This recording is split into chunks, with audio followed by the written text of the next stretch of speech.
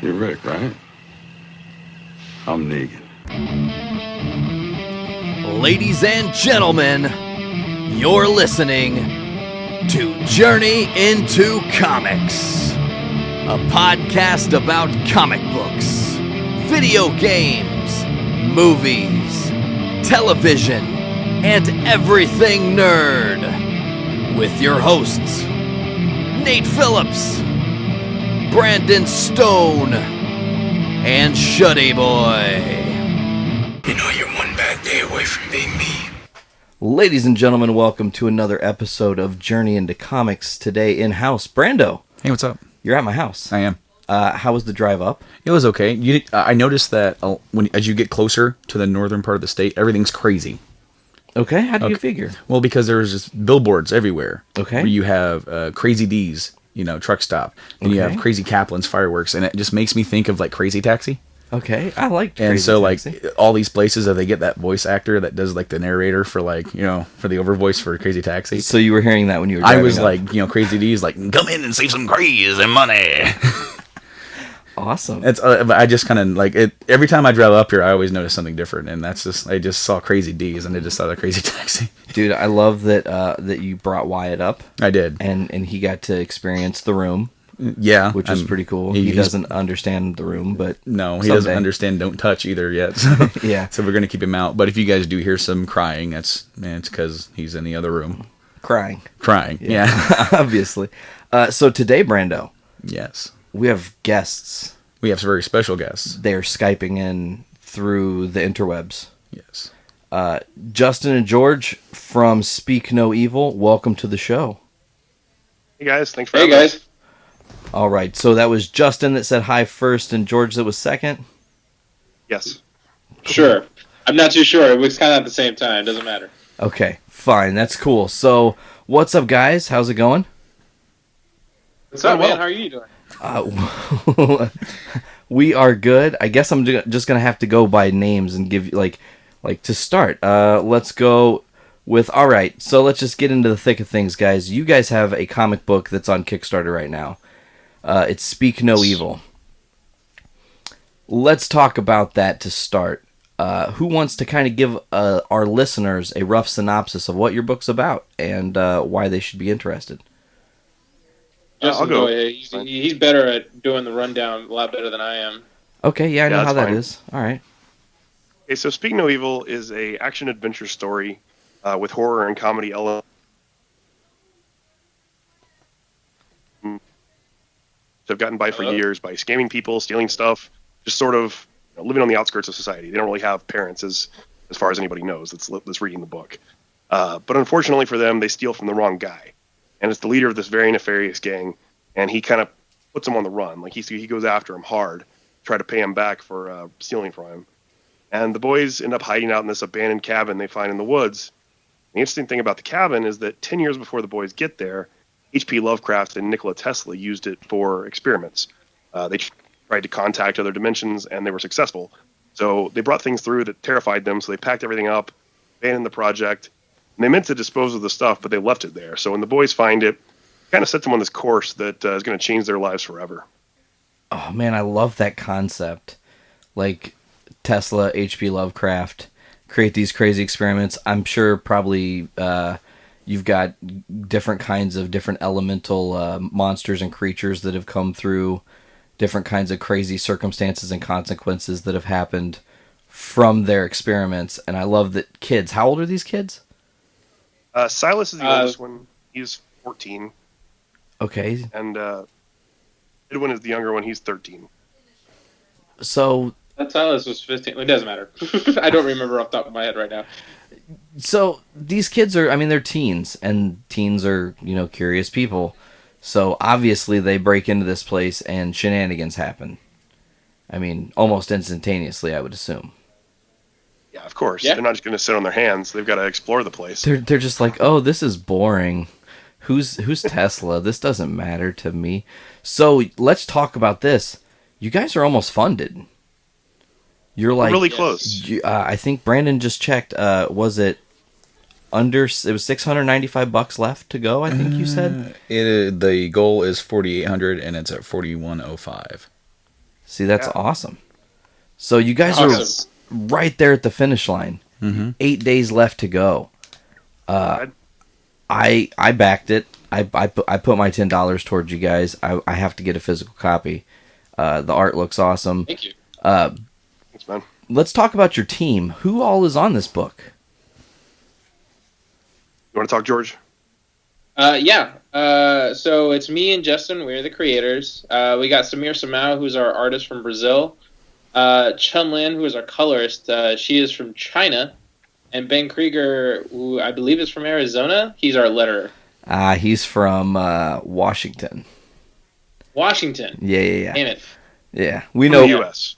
Yeah, I was thinking someone was in Nevada for some reason, or he was talking to us somewhere from the one point. I can't remember. Yeah, it's no. We're all over. We're internet. We're an international company. Yeah, I mean that's awesome to be. We're kind of an international company too because we're all over the place. We've got a host in Pennsylvania. Brandon lives 2.5 hours south of me, so we don't really see each other regularly. And I know what that's like, man. It's fun. Hey, your working hours are not my working hours. Yeah. How is like it's been a little bit of a managing huddle almost. Yeah, I was gonna say, how is like the communication process for that, especially since you have someone all the way across on the other side of the planet? Well, the cool thing is that we have Facebook Messenger. So Samir is actually really easy to talk to. We can just send him a message, and whenever he wakes up, he sees it and gets right back to us. So there's usually not a lot of delay there. Chun Lin, we pretty much only talk to through email. She's in China. So good thing about her is that she works incredibly fast. So like anything we ask her to do, any changes we ask her to make to pages or anything, she gets it done like within 6 hours. We usually have something new. We'll ask her before we go to bed, and then we'll wake up and there's something completely brand new sitting in our inbox waiting for us. She's just incredible. They both are.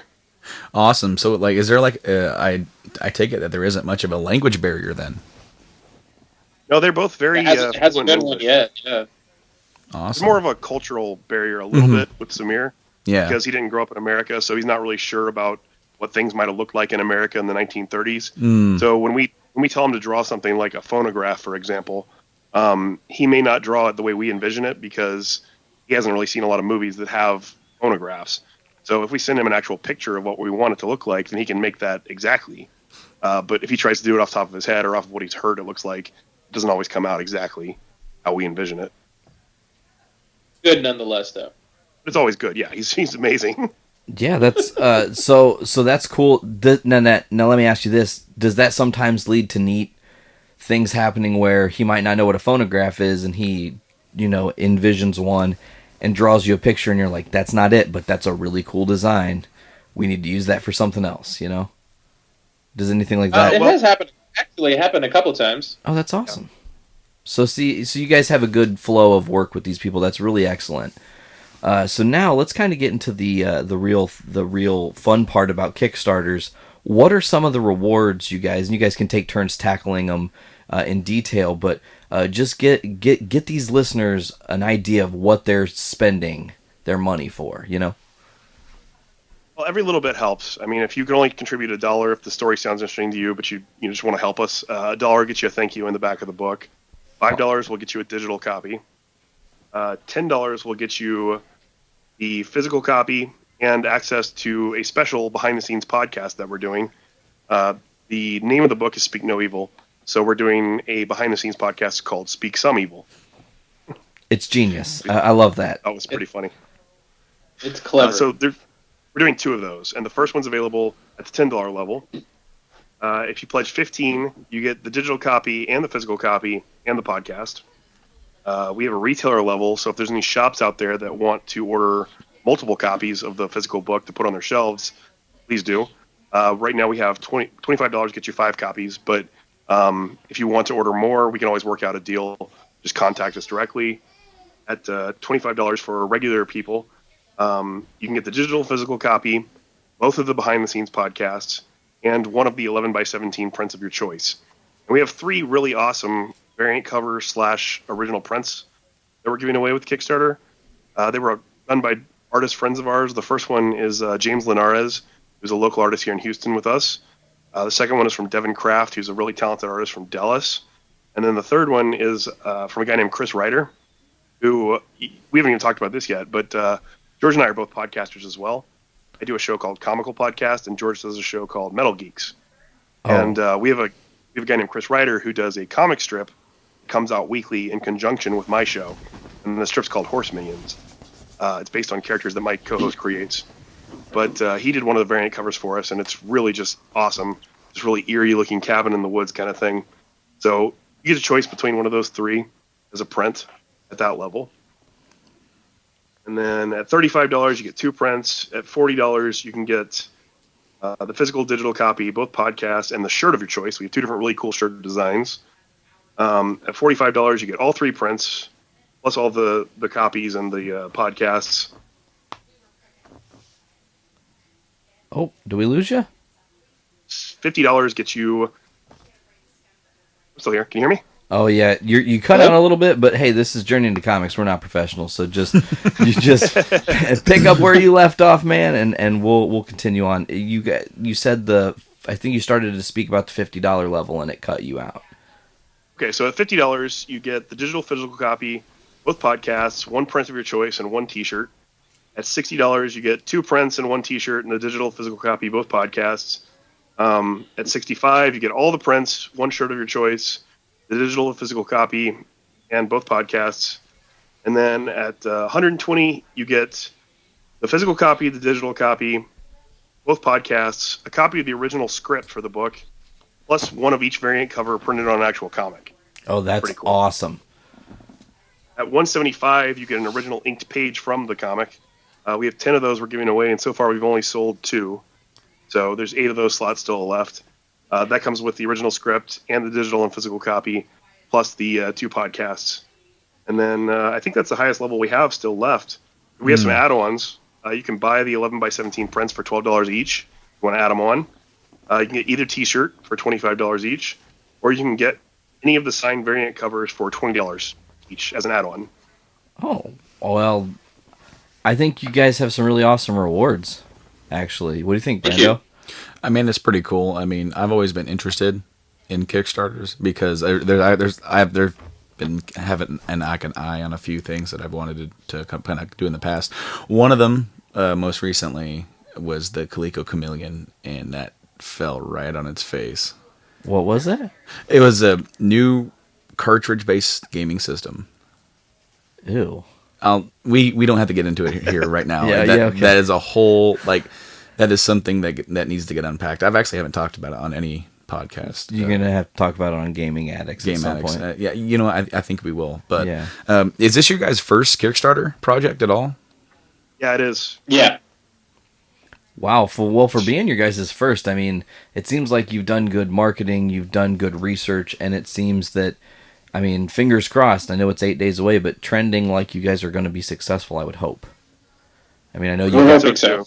I mean, it would be foolish if you guys are like, yeah, we don't really hope it is successful. We hope it fails. But so let's we're going to rewind a little bit here into that last thing. You guys podcast, and right. now, I will say that in my half-assed research, I did listen to like about 25 or 30 minutes of one of the episodes of Comical Podcast, and I really enjoyed it. I will say, Justin, you guys are awesome over there. I didn't know George had a podcast, though, and now I feel like a total schmuck. Like, and it's about... I'm one of the co-hosts. I'm one of the 3 co-hosts for Metal Geeks, and I'm like the geeky one, or the most geeky one out of the other 2, so... Well, that's interesting that you guys are going to mesh really well with us, because Brandon and I's first love is actually metal.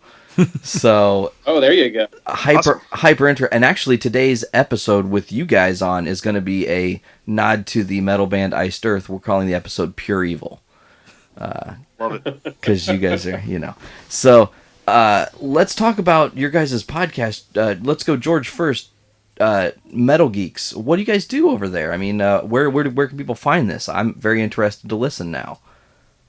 The easiest way to find us is just go on iTunes and just search Metal Geeks. You'll get 2 podcasts when you subscribe. You'll get MSRcast, which is Carrie, the head metal geek. That's his first original show called Mainstream Resistance. And then Metal Geeks is the geeky fun metal show where we talk about comics, movies, music, theme parks, anything and everything that interests us, and we bullshit for about an hour or so. That's and have a good awesome. time doing it. Sounds just like something I like to listen to. So, so I'll be definitely Awesome. checking that out. Now, Justin, you guys, I loved your format. You guys just open forum, talk about a lot of different things. There's a lot of comedy to your comic podcast. I really enjoyed that. Thank you. Yeah, one of the things we noticed about most of the comic book podcasts out there is that they didn't really talk that much about comics. So we wanted to make our show very comic-centric from the beginning. So pretty much every episode, we talk about our favorite comics of the week to begin with. Then we move into a segment called Tell Me a Funny Story. And every week we talk about something funny that's happened to one of us. And then after that, we move into the comics and movie and TV news of the week. And just sort of anything else we want to talk about, we kind of fit in there somewhere. But that's basically the general format. And we have a lot of fun. We've been doing it for almost 3 years. We've interviewed a lot of creators, a lot of publishers, a lot of other podcasters. And, talking to all the writers and artists is one of the main reasons that I wanted to even get into comics, and part of the reason that George and I partnered up. Before podcasting. Before I even got on this show as a co-host, before Nate even started, I got into podcasts. And I want to say that your podcast was actually one of the few ones on the nerdy side that I even checked out. The comical podcast. Like way before you knew these guys? Yes, way before. In fact, Before us? when you messaged me and said, "Hey, these guys have a Kickstarter," I'm like, "Oh, cool." And I looked into it when one of them was a host on the comical podcast. I was like, "That's kind of neat. That's something I wasn't expecting." It was full circle. Yeah, almost. Yeah, That's crazy. That's funny, though, that it's kind of full circle because he called us out unintentionally because we are one of those podcasts that is about comic books that we talk about comic books. I try to get reviews in here and there. However, we definitely focus more on the movie and television side of the comic world, to be honest. And that's okay. I mean, a lot of shows do. I just, for our show, we wanted to really focus on the books more so because nobody else was doing it. Well, see, that's what keeps you, relevant and into it, because that's someplace that people know that they can go to when they want to hear actual news on comics. Yep, absolutely. Yeah, you guys, I can't remember. The episode I listened to, there was somebody's third pick of the week was your top pick, and it was, I can't remember. I have a terrible memory, so let's move on. Which one of you guys wants to go first? I need to know, how do we get here with you guys and your love of comic books? You both seem like comic book nerds. You seem like you know your stuff. So where does the journey actually start? How do you guys get here? Pretty interesting. Sure, go for it. Well, like I said, I've been doing comic book interviews for 3 years, talking to writers and stuff, and I wanted to get into writing my own book. It's something that I always had a passion for as a kid, but I hadn't really explored it in a long time. So I started kind of outlining the story that I had my idea for, but it wasn't all that great. The actual Oh, he's being. Uh-oh, what happened? of it I hadn't really done much work on. And George approached me. We were at one of his co-hosts' birthday parties. George approached me and said he had this great idea. It was a script he had written years before, because George has always been into filmmaking. That's something he wanted to do, was be a movie director. So he's written tons and tons of movie scripts, and this was originally a script idea that he had that he approached me with and said, "Do you think this would work as a comic?" And I said, "Yeah, I think it would, actually." So then the two of us decided to give it a shot. And we had a bunch of meetings and sat down and fleshed everything out. And we've been working really hard for about 7 months now, meeting twice a week, most weeks. And we've gotten, so far, 3 issues fully written, 6 issues outlined. And we plan on doing 20 issues total for the story. Yeah, so that's a good little series. And you guys have a cohesive story that you're going to be able to tell. So it's good that you're planning, obviously. So now, outside of the first issue is obviously the Kickstarter. What's the plan for issues 2 through 20? Well, we're hoping to shop it around. Hopefully get picked up, yeah. Is there any specific publishers you guys are looking at? Is this going to just kind of be like just grind mode until someone... It can't be... I mean, I know it's difficult. The industry is extraordinarily difficult to actually get into, but you guys have a really solid story idea. I mean, in the idea itself, not having read the book, I love what you guys have, and I'm excited to see 20 issues of this story. So Thank you. it's kind of like, what do you guys what does it take to get you guys published officially in like a Diamond publication book or something of that nature? Well, I've made a lot of contacts over the years doing interviews. I've had to talk to people that are involved in several of the major companies. I have their email addresses. I've got a rapport with them already.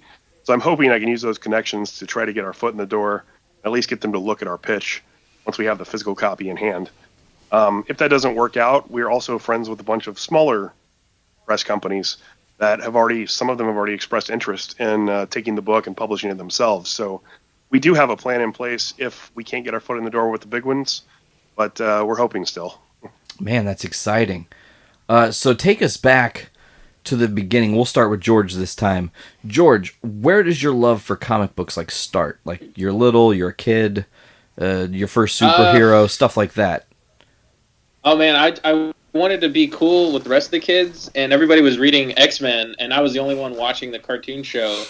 And people were telling me, "Oh, there's so much more story. You got to read the comics." And then I went into the comic store, and I fell in love with Batman comics.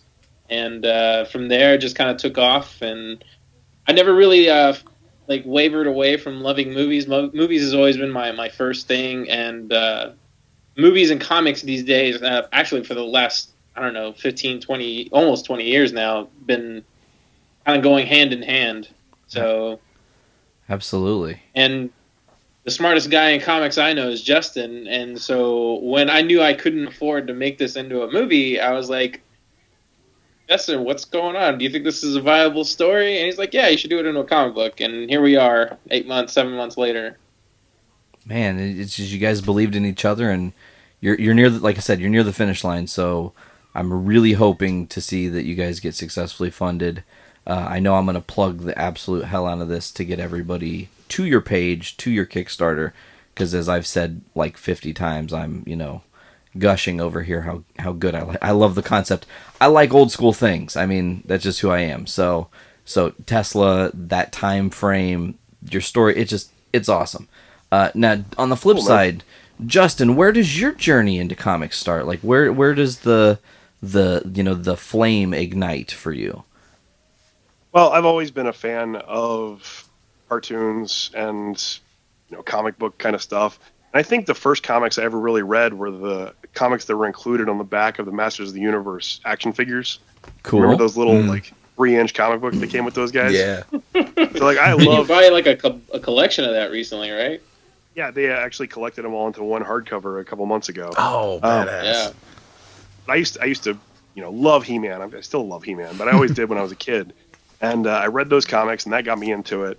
And then when I got a little bit older and I wanted to really get into comics, I remember they used to sell these 4-packs of junk comics for $1 at KB toy stores. And so I would just save my money, and I would go there and I'd buy everything I could. And it was usually just Magnus Robot Fighter and Turok and, just junk. Not all of it was terrible, but it was nothing Marvel or DC. Until one day, I managed to snag some X-Force comics. And X-Force #2 was one of the first Marvel books I really read, and I fell in love with Deadpool immediately. I was going to say, that's the second appearance of Deadpool, I believe. Yeah, I fell in love with Deadpool. Couldn't get enough of him. I had friends that were already into X-Men and Spawn and stuff like that, so I started trading, baseball cards or toys or whatever I could to get comic books for my friends, and built up kind of a pretty impressive collection for a 10-year-old. Mostly of Deadpool stuff or really cool X-Men stuff. And then as I got older, I kind of went away from it a little while, but then I came back to it real strong in 2000. And right around the time I got into Walking Dead, I started reading that before the show came out. And then I've been collecting ever since. Now I have a huge monster of a collection. I also have a huge well, I'm guessing your comic collection's probably triple mine, I would say. I think I have probably close to 7,000 books. Wow. Okay. I mean, mine's only about 16,000 at this point. So that's still huge. That's crazy. That's all. Where do you store them all? Do you have a comic room? I have a closet, and I went to short box format instead of long boxes because I could fit them perfectly into the closet. and they're stacked almost to the ceiling. And then I have another room that is like our exercise room that we don't use as much as we should, that I kind of stuff the rest of them into. Awesome, man. Yeah, I do the long drawer boxes. That's my format. So, Nice.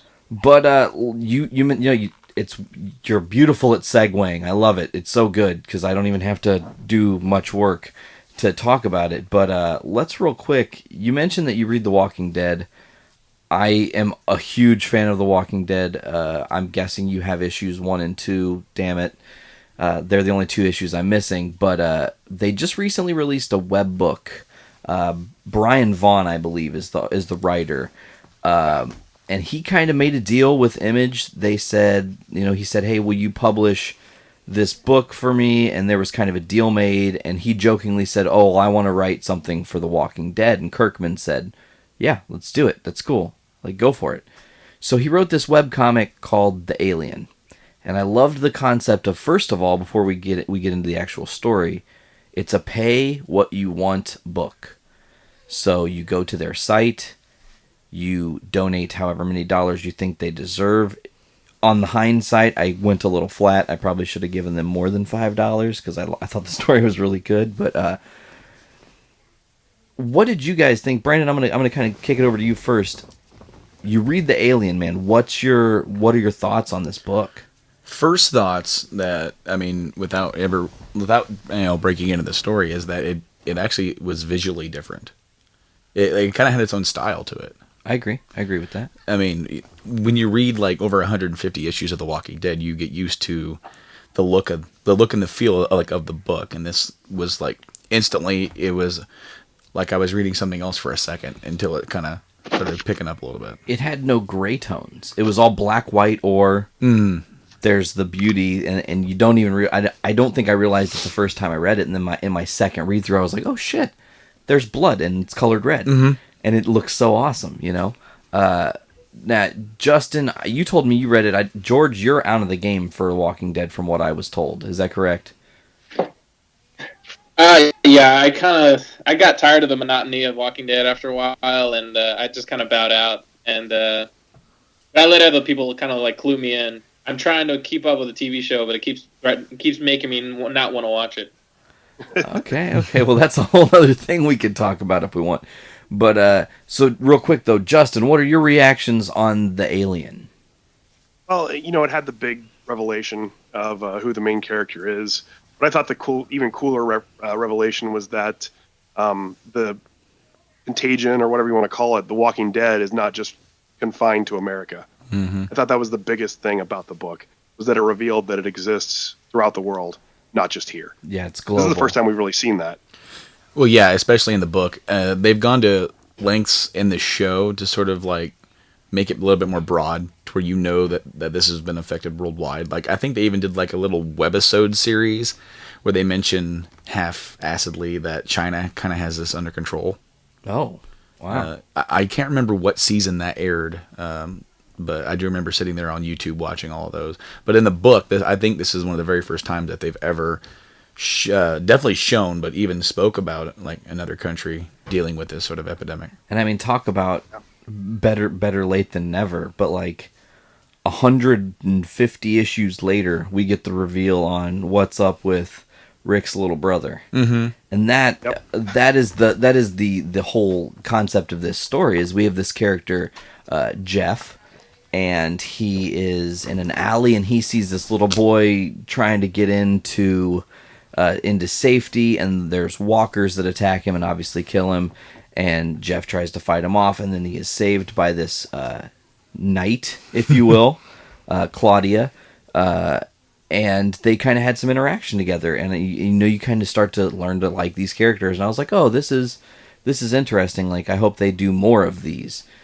And then the book kind of furthers on a little bit, and they have a plan, and the plan goes horribly. And I didn't really see it, but is it underwater? Is that when Jeff gets the bite? Well, or did it just grab and scratch him?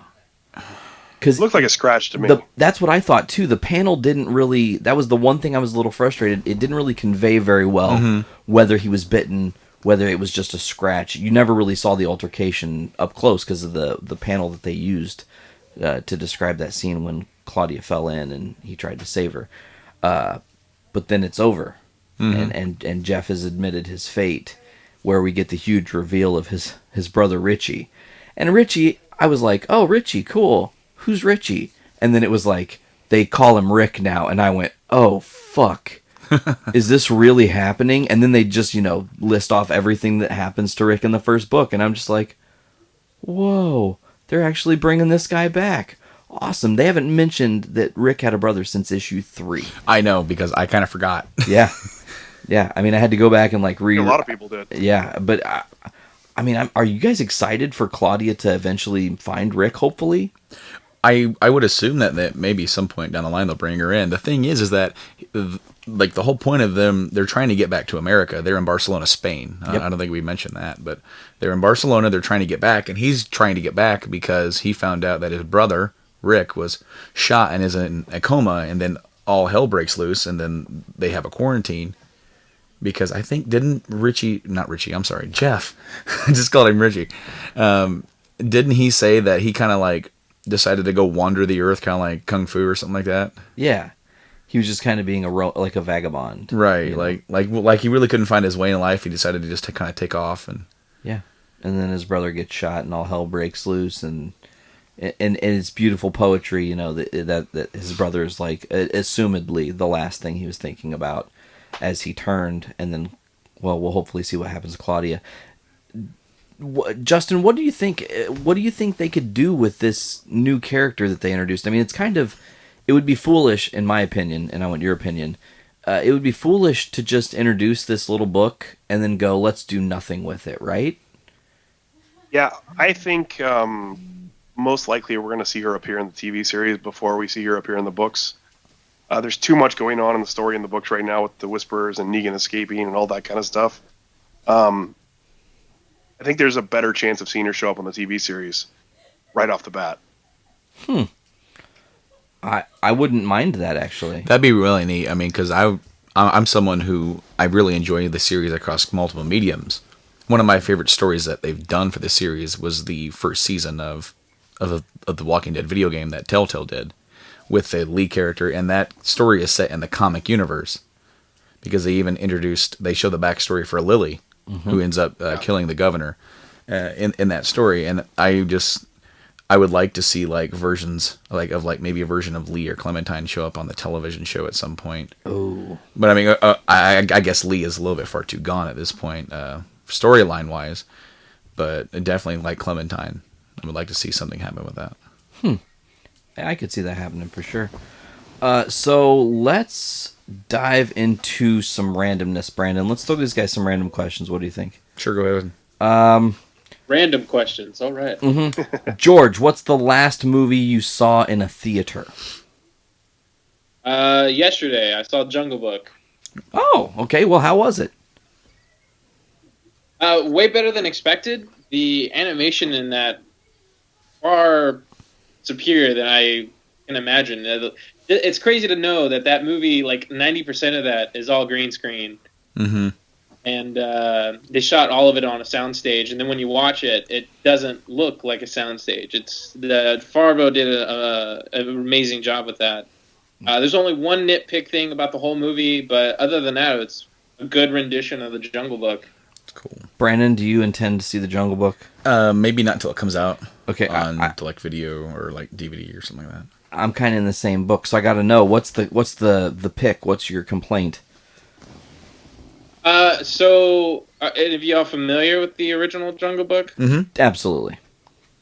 Okay. So, this version of the Jungle Book kind of takes pieces from the animated cartoon that Disney made and mix it with the book a little bit. And they force-fed the singing in this movie, and it kind of felt like a little weird when they had the part with King Louie trying to sing, which was played by Christopher Walken. It just felt it felt a little forced and unnecessary. But other than that, everything was pretty good. And then maybe the kid probably could have reused some of his scenes, but other than that, it was good. Now Disney did this version as well too, right? Yes. Okay, because Actually, Disney has done every version of Jungle Book. Well, right. Okay, yeah. Well, I was just thinking because I think there's another version with Andy Serkis coming out. Really? Something like that. Right. Yeah, it's the prequel to Jungle Book. It's called The Jungle Book. Okay. Or something like that. Yeah, Disney's been kicking ass with these live action renditions of like their classic stories. I heard they're doing Peter Pan at some point. Again? Yeah. Well, I mean, there have been so many different renditions of the Peter Pan story throughout the years. It's true. Yeah. Resident I like member. the one that came out like 2005, I think it was.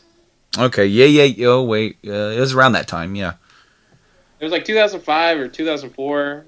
I like that version. I thought that was pretty good. Brandon, your turn. My 2 cents. Random question.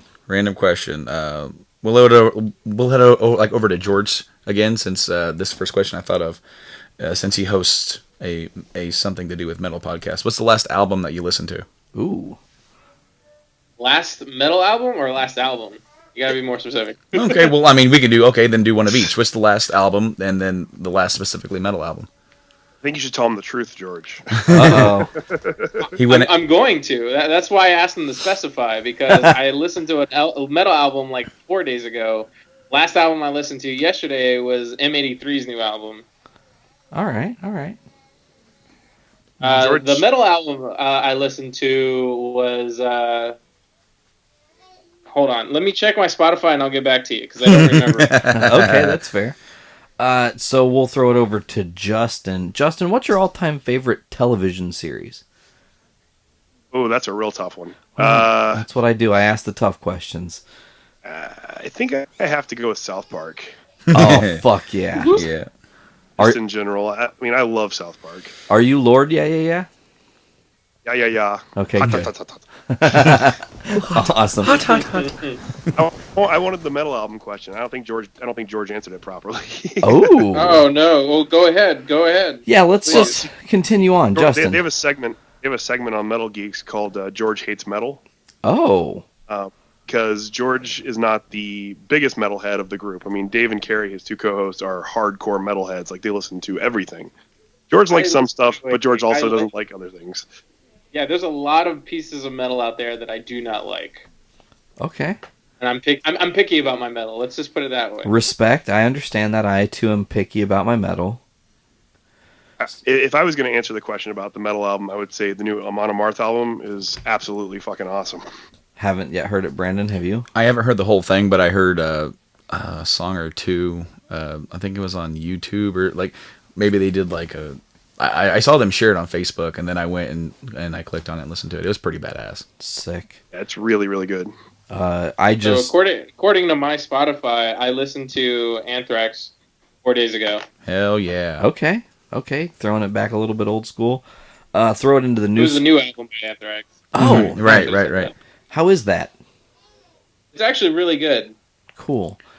I've always said, and Brandon, I don't know if this dates back to when you were still in the band, but to me, the thing I will say about Anthrax is they should have been labeled as a punk band and not metal, because while they play really fast metal-y riffs, structurally speaking, they have very simplistic style. Well, okay, the older style, I can agree with you on there. Okay, yeah, that's more where I'm talking. Like, because I've always been like a mediocre Anthrax fan, but then Worship Music won me over. Okay. That album really won me over. That was like 4 years ago? Something like, it was like right around the time they did the Big Four. The Big Four, right? Yeah. So that's 2012, I think, was the Big 11 Four. or 12, yeah, something like that. Okay. That album kicked ass, and I actually made Blaine, our friend Blaine, and Rob, Silent Rob, listen to that on our way down to see Sabbath, I'm pretty sure. Sweet. And they were both like, this is Anthrax? I'm like, yeah, dude, this is like... It sounds pretty cool. You just gave me George's next question. Go for it. Hey, George, what's the last metal concert you went to? It was Lamb of God that Anthrax opened for Lamb of God. Oh, Awesome, that's cool. yeah. That's real cool. I shot pictures for that show. That's why I went to it. Oh, so you're a photographer as well. Yeah, I'm a photographer and a videographer freelance. You're a man of many talents. I try. Your turn. Question, got one? Maybe. Maybe. maybe. This is why it's the random question All right, section. right. All right. What exactly? And this can go for both of you, but I guess we'll start with Justin. What got you into podcasting? Ooh, great question. I've been listening to podcasts for a long time, like Dig Nation when it was around. I was a big fan of that. Tell 'em Steve Dave though is really the one show that inspired me and made me want to do this myself. I've been a big fan of those guys ever since they first started. I like Kevin Smith too. I like most of the shows he does, but I feel like Tell 'em Steve Dave is the best show on the Smodcast network. And I got to meet Brian Johnson finally, and he's everything I expected him to be. Very surly, very not friendly, but still awesome at the same time. He was a big inspiration for me and a big driving force behind me wanting to do this myself. Excellent. Now, George, same question for you. What gets you into podcasting?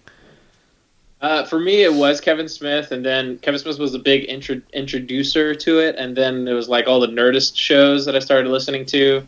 And then I met Carrie through work, and I kept bugging him about getting me on the show because I felt like I had a loud, obnoxious opinion that needed to be heard. And I kept bugging him until he got me on the show, and that guy was a guest, and then I became a co-host. So, and he's regretted it ever since.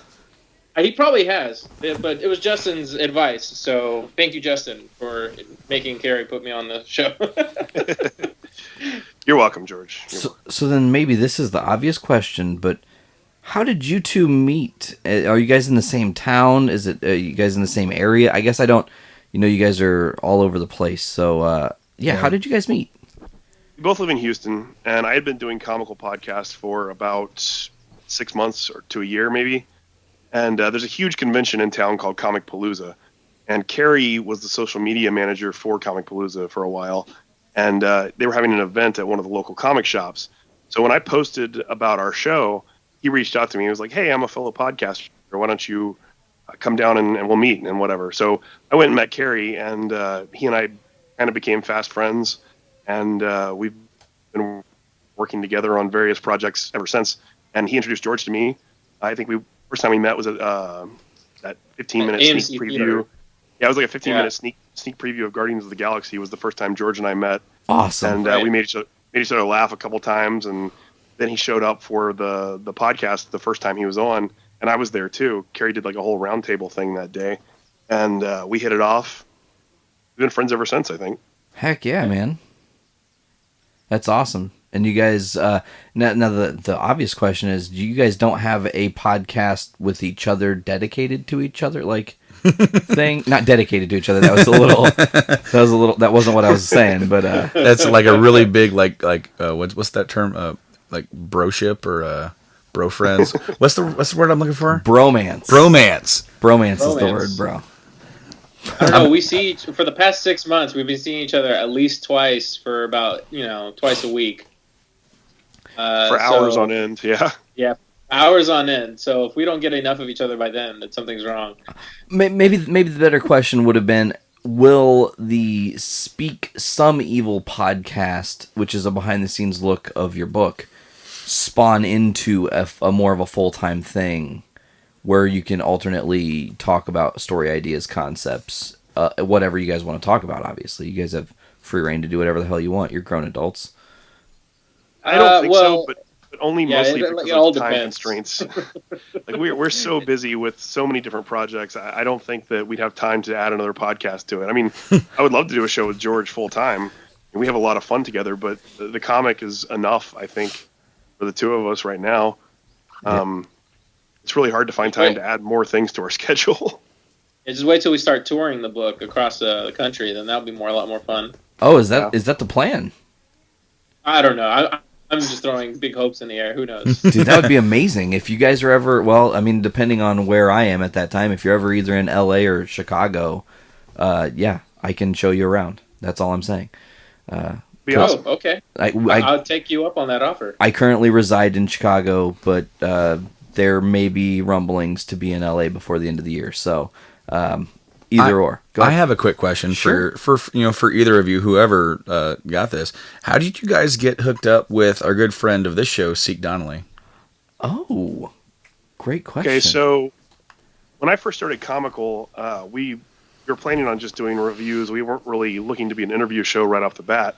But Omar Spahi, the owner of Awesome Comics, which employs Seek, he's one of the editors for them. He had just released his book, Thaniel, and he was looking for shows to come on. So we were one of the first podcasts that interviewed Omar, and he hooked us up with Seek. And then we helped Seek promote some of his Kickstarters like Monomyth and Ellen Vital. So we've been friends for a long time. Actually, Seek was the first person who read Speak No Evil once we had it all put together and gave us a ton of advice, and we've improved the book tremendously because of his input. That's badass. Actually, I think he read it before it was even called Speak No Evil. Yeah, he did. What was the tentative title then when it was, or was it just untitled at that point? Originally it was called The Box. Yeah. There's something mysterious and sexy about that. I always very liked it. ominous.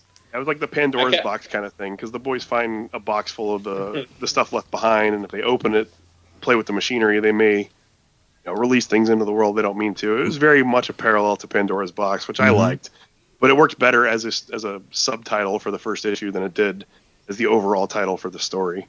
Cool. I kept on poo-pooing him about that. I was like, yeah, it's not enough.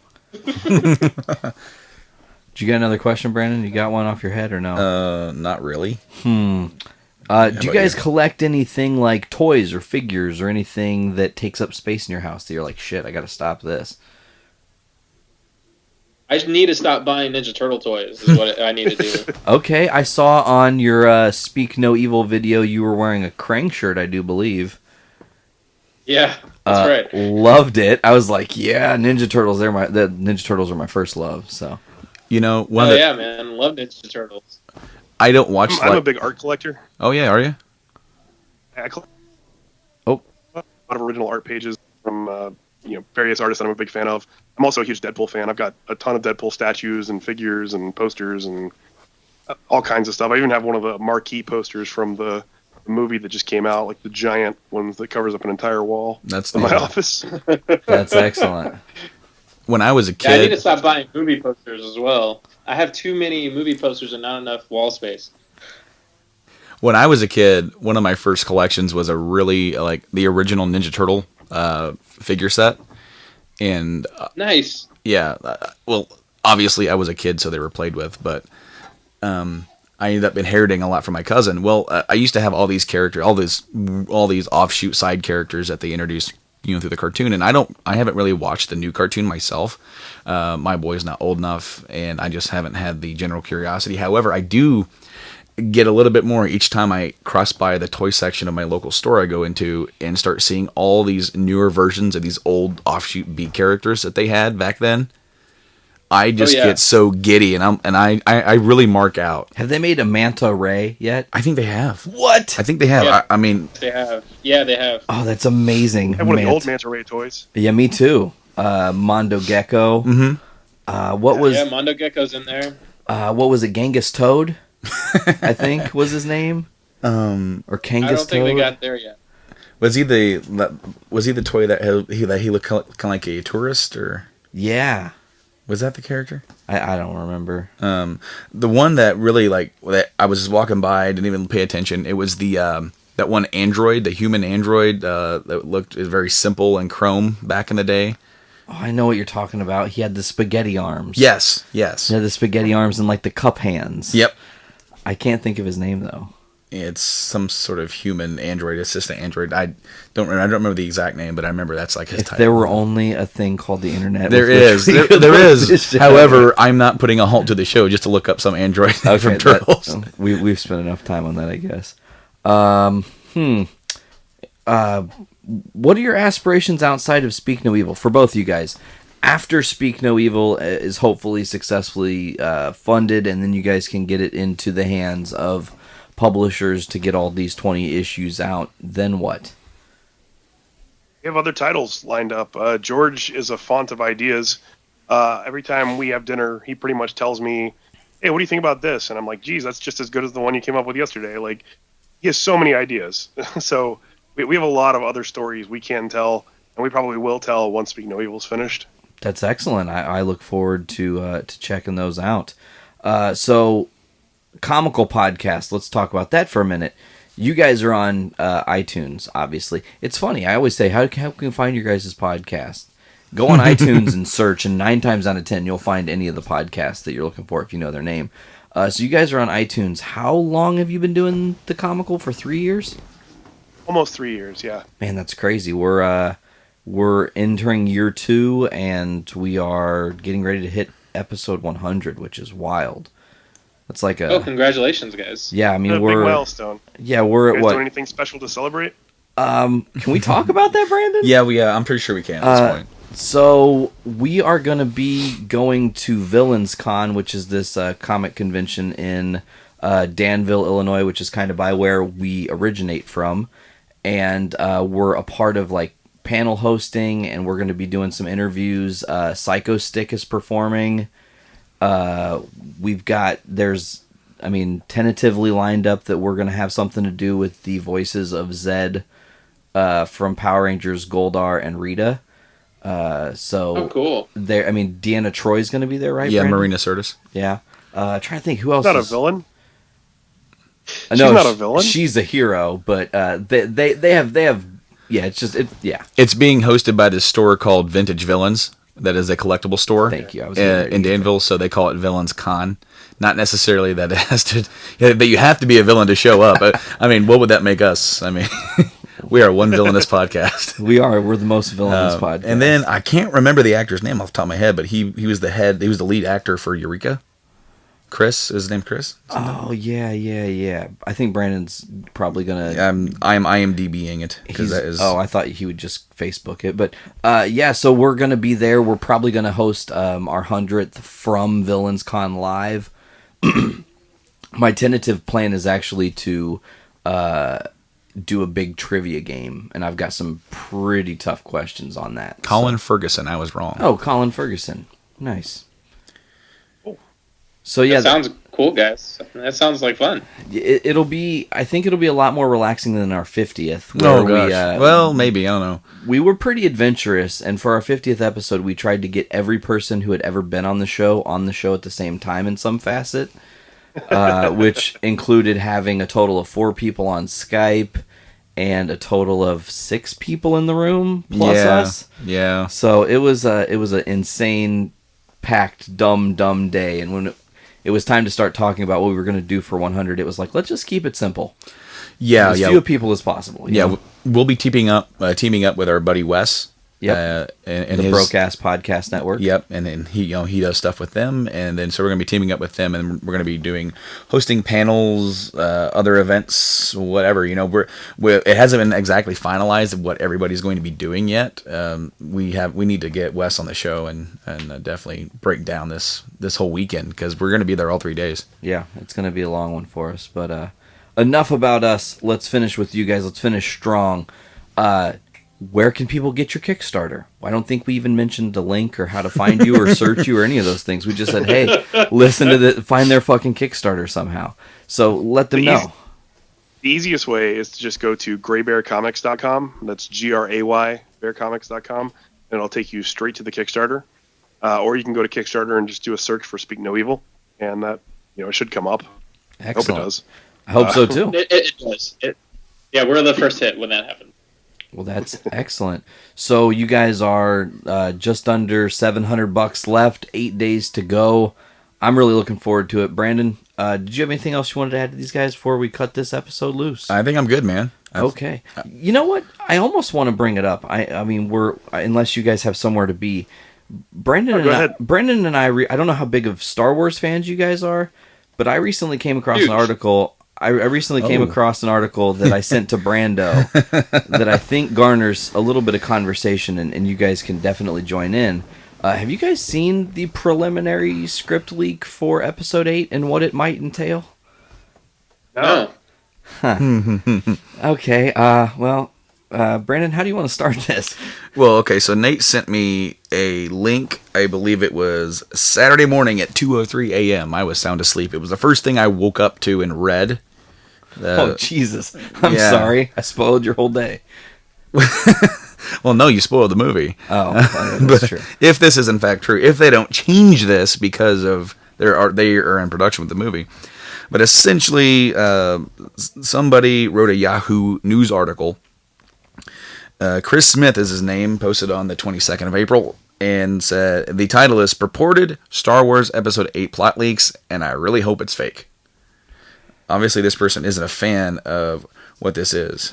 Yeah, no, he seemed pretty frustrated. Just to kind of topically describe a few things, while he said there are some echoings of Empire Strikes Back being in the second part of this trilogy, that they kind of divvy far, far away from that in the same way. There is a big character split. It's kind of a movie that's shot in thirds. You're going to get Rey's story, you're going to get Finn and Poe, and you're going to get Kylo Ren. And that's all building to something bigger. It'll probably converge towards the end. The end. But the big thing to talk about Rey is that it is... She essentially, according to this, says to Luke, "How could you abandon me? You know, you're my dad and everything." And Luke apparently looks at her kind of confused and goes, "No, you are my father," because she's a Force spirit of Anakin. And I wanted to get your guys' thoughts on that. For real? I had heard a rumor a while ago that one of the theories was that she was the reincarnation of Anakin. Which, I mean, it's not that bad, but it's a little weird. It is a nice little split. It's a nice change from the, they're pretty much, instead of giving everybody exactly what they expect, and have it, of course, she's Luke's daughter. Well, no, I actually, that was my second theory. At first, I was thinking, theory A was, well, she's Luke's daughter. And I'm like, well, what if she is like Anakin and was born of the Force? And when you look into it and you're thinking about the prophecy from the prequels, right? What if it's a prophecy because it's happened before, but everyone around is still just, maybe with the exception of Yoda, who knows, but maybe this has happened before, but no one remembers it. And so they take it as like a prophecy. Maybe this is a reoccurring thing that the Force does when there needs to be a rebalance. Like maybe Anakin was the rebalance, getting rid of all the Jedi, and now she is the Force awakening. To get rid of the Sith. Well, or just to reawaken it, because it has essentially, almost gone, it's gone. So whether or not she is the actual reincarnation of Anakin, or whether or not just another being created of the Force. Because it actually goes into more detail, but was there something else that someone had to say? I think I cut somebody off. Oh, you're good. Oh, okay. There was something more that was said where it says Luke is a little bit he's not sure if he should train her. He's kind of afraid that she's going to become Vader 2.0. And then I think, from what I understand, from what this leak says, that he actually has like a conversation with Yoda and Obi-Wan. Which is Ewan McGregor's Ewan McGregor's Obi-Wan. Which I thought was weird. Obviously, you can't get Alec Guinness. No. Well, I mean... Yeah, I'm saying Alec Guinness won't do it. No, he's dead. But, I mean, you can make him look a little older, or maybe just have him just be the younger version. It doesn't really matter to me. I thought he played a great Obi-Wan. And then, I guess at some point, Rey is going to have a conversation with Maz and has a vision of Anakin and talks to Anakin, who says, "You are me, but you aren't me." Like she has the opportunity to fix what he screwed up. Or if either that, or what you can think whatever you want. You can think that that you are me, but literally you write your own destiny. Ooh. And of course, tentatively, Anakin will be portrayed by Hayden Christensen, which I am 100% for, because a lot of people dog on him playing Anakin, but I feel like if he'd have been better directed, we may have got a better Anakin out of him. The prequel trilogy. So, yeah, what do you guys think? I mean, is this something that is, as Star Wars fans, that kind of gears your excitement? Like, yeah, let's go see this new Star Wars, or is this something that's just like, oh, I really hope that's not true. Let's just wait for the first trailer, For me, I really wanted her to be someone not related to Anakin. I really just wanted it to be someone else. Why does the prophecy always have to revolve around the Skywalker family? It's kind of I don't know. Like, why are they the lucky ones? Yeah, like, can it just not just be like someone else who just happens to be powerful with the Force? Is that not possible? And I don't know. See, I thought it would be cool if they revealed that, like, down the road that maybe Finn was the love child of Lando and Leia. Oh, wow. I mean, and then he has the Force, because there was something about him holding that lightsaber. Like, I get it that there was a plot device, but I'm hoping we see more Finn with a lightsaber. I thought it was cool. He's all, Lando's all like, kind of doing his thing, and then Han's away, and he walks into his bedroom, and there she is laying there in the slave outfit, and he's like, Lando's like, well, what have we here? Oh, hell. All right, guys. Well, I think that does it for this episode of Journey into Comics. Was there anything else you guys wanted to add? I'm trying to be a proper host and not railroad you off the show, but was there anything else you would like to say on our show before we wrap this one up? Just thanks for having us, and everybody, please go check out the Kickstarter and support us if you can. Again, it's graybearcomics.com, easiest way to get there, or just do a search for Speak No Evil on Kickstarter. Excellent. Well, we really appreciate having Justin, you and George both on, the creators of Speak No Evil, founders of Graybear Comics, I do believe, host of Comical Podcast, host of Metal Nerds? Metal Geeks. Sorry, I fucked that up on the fly. I'm learning about your podcast like today, so I'll be checking that out shortly. But if that's all, Brandon, did you have anything else to add? I'm done. All right, then we'll wrap this episode. Thanks for listening to Journey into Comics. I'm Nate. I'm Brando. And have a good one. Later.